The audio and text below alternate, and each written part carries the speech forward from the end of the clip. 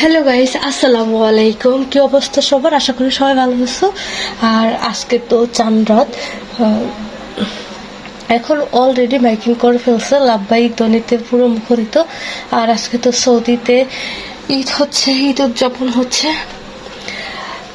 আর এইদিকে আজকে আমাদের এখানে বাংলাদেশে আর মধ্যপ্রাচ্যের বিভিন্ন জায়গায় আগামীকাল ঈদ, আর মধ্যপ্রাচ্যে অনেক জায়গায় ঈদ আজকে হচ্ছে।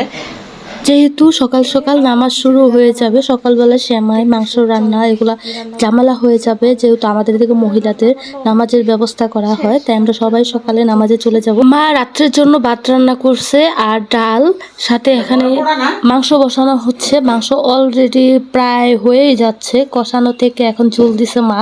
আর এদিকটাতে কিছু পাতলা করে কুলসুম সেমাই রান্না করা হয়েছে। আর এদিকে মাংসর গন্ধ একদম মোমো করতেছিল। নানুর হাতের এই কুলসুম সেমাইটা আমি অনেক মিস করি। নানু বেস্ট রান্না করতে এই কুলসুম সেমাইটা। আর আমি নামাজ থেকে এসে নানুর পাশে এই সেমাইটা খাইতাম। আম্মুর রুমে এসেই দেখি আম্মু মেহেদি দিতেছে, আর দিচ্ছে আমার ছোট মামার মেয়ে জাইফার হাতে। আমার মার কলিজার টুকরা নয়নের মণি বললেই চলে এই জাইফার হাতে মেহেদি দিতেছে। আমাদের তো বলেই নাই যে চল মেহেদি দিয়ে দিই কখনো।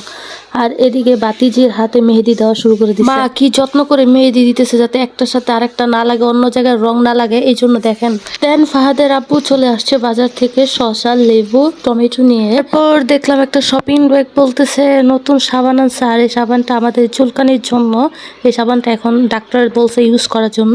তারপর দেখি একটা মেহেদি নিয়ে আসছে আমার জন্য, কাবেরি। আর এখানে ফোন ছিল, ফোনটা নষ্ট হয়ে গেছিলো, ওটা সার্ভিসিং করাই নিয়ে আসছে। আর এদিকে আমার ছেলের জন্য নিয়ে আসছে বোম। বলতেছিল ফোন দিয়ে ফাহাদ ওর আব্বুকে যে জলদি জলদি বোম নিয়ে আসো, আজকে চাঁদ রাত বোম ফুটাবো। বলতেছিল চাঁদ রাত বোম ফুটাবো, তুমি বোম নিয়ে আসো। আর বোমের ওয়েট করতে করতে ফাহাদ ঘুমিয়ে গেছে।